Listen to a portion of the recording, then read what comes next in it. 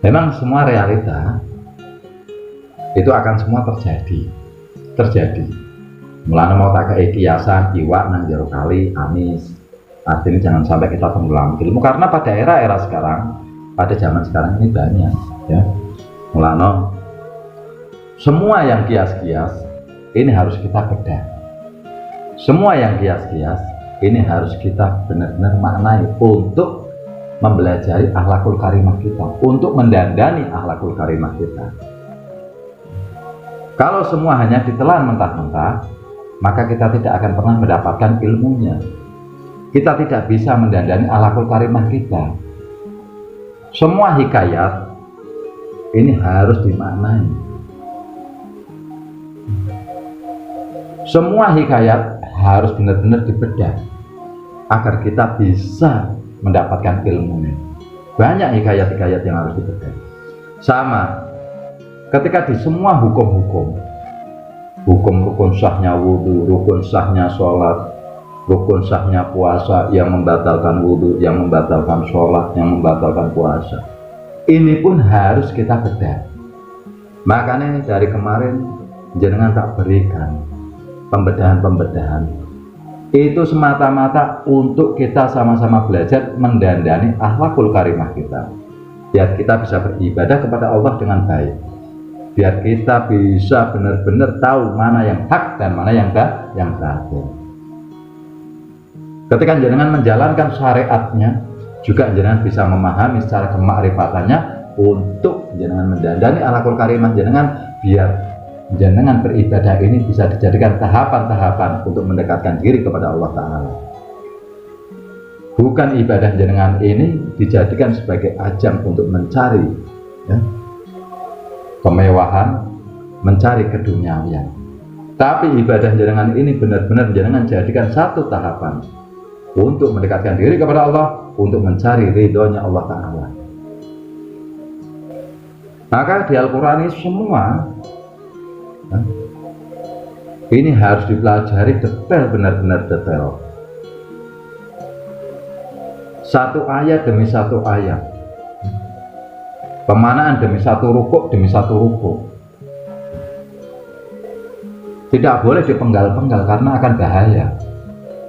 Dalam satu pengkajian ini harus diselesaikan, biar tahu tujuannya ini kemana. Jadi ketika kita ini mengkaji Al-Quran, ini kita kembalikan lagi ke dalam diri kita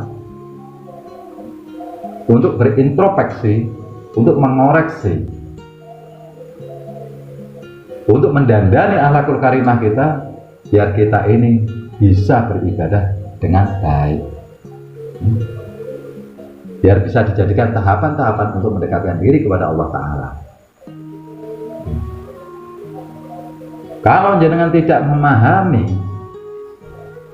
yang kias-kias, filosofi, maka ada namanya filsafat, filosofi syariat dan makrifat. Agar jenengan bisa memahami semua yang jenengan lakukan syariat, maka saya bilang penting, syariat ini penting dasarnya. Jenengan bedah secara kemakrifatan untuk jenengan lakukan, masukkan ke dalam hati, yaitu introspeksi, koreksi.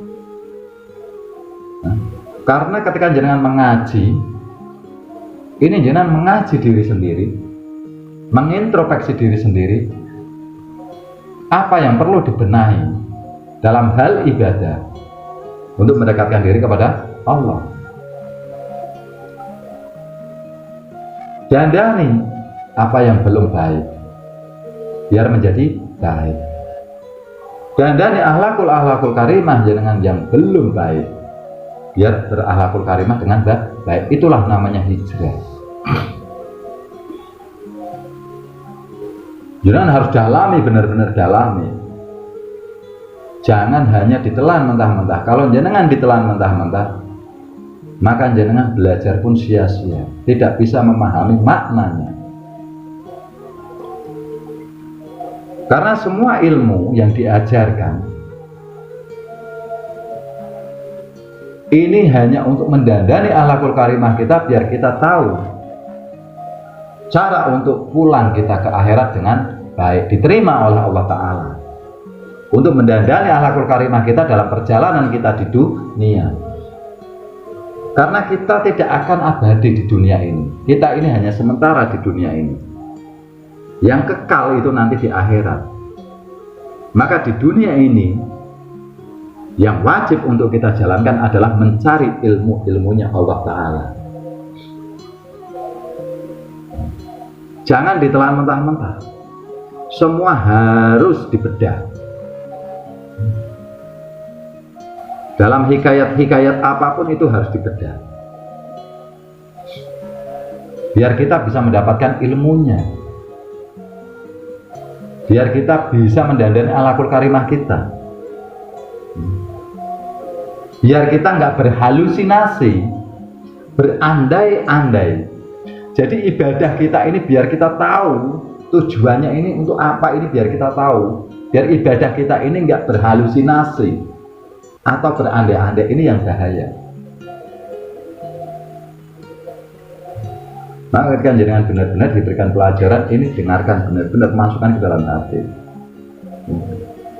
Buat ngoreksi. Dari dasar jenengan sudah tak berikan semua kemarifatan berwudu, kemarifatan dalam bersolat, kemarifatan dalam berzikir, kemarifatan dalam berpuasa, agar ketika pada bulan puasa kayak gini jenengan bisa langsung berpraktek. Karena puasa yang sebenarnya ini terus menerus sampai akhir hayat. Sholat kita pun harus terus menerus sampai akhir hayat. Zikir kita pun terus menerus sampai akhir hayat. Adapun di syariat-syariat itu satu tahapan untuk membenahi akhlakul karimah kita, untuk mendapatkan ilmunya, maka harus dibedah. Sholat yang syariat kita lakukan ini untuk kita bedah, kita lakukan dan kita introspeksi ke dalam diri kita. Maka carilah ilmunya. Gimana caranya biar mendapatkan ilmu dari sholat itu dengan khusyuk, dengan satu tahapan untuk mendekatkan diri kepada Allah Ta'ala. Puasa jenengan pun kayak gitu, harus jenengan dalami biar dapatkan ilmunya, biar bisa jadikan satu tahapan untuk mendekatkan diri kepada Allah Ta'ala, biar bisa jadikan satu tahapan untuk mencari ridhonya Allah Ta'ala. Semua zikir jenengan juga kayak gitu. Jenengan resapi dalam hati, koreksi, introspeksi dalam hati jenengan, biar zikir jenengan ini bisa untuk mendandani akhlakul karimah jenengan, bisa untuk menjadi satu tahapan untuk mencari ridhonya Allah Ta'ala. Itu ya.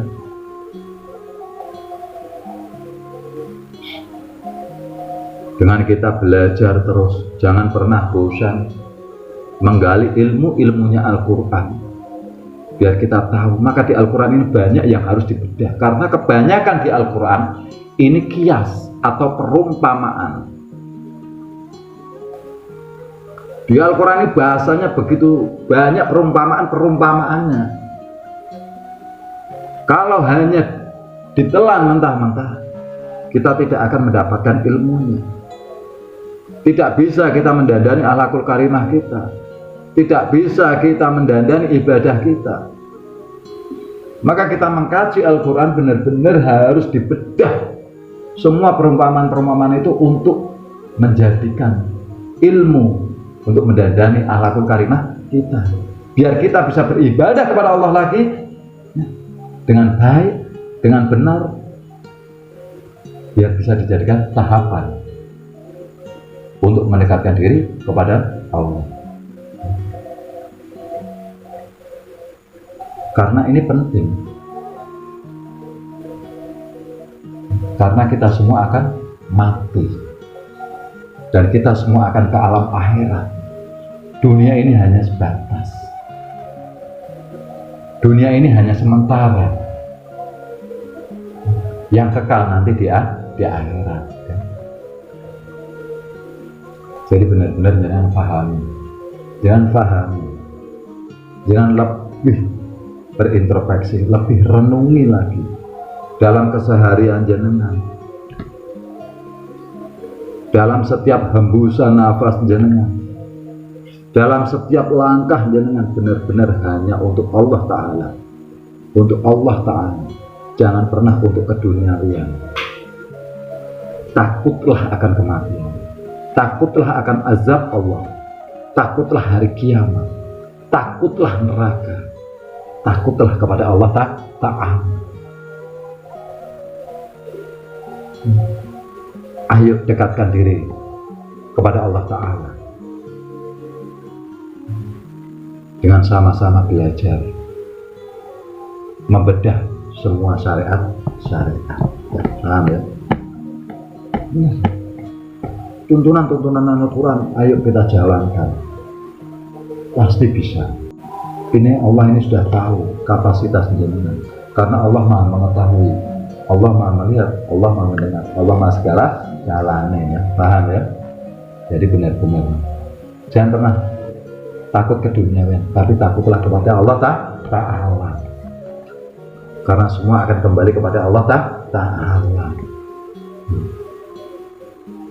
Paling berapa umur lagi yang kita punya ini, wallahu a'lam. Maka sebelum diambil oleh Allah, ayo persiapkan diri kita ini dengan mandi bersih, pakai pakaian yang baru, pakaian yang baik, dandan yang rapi, siap-siap menunggu jemputan daripada Allah Ta'ala.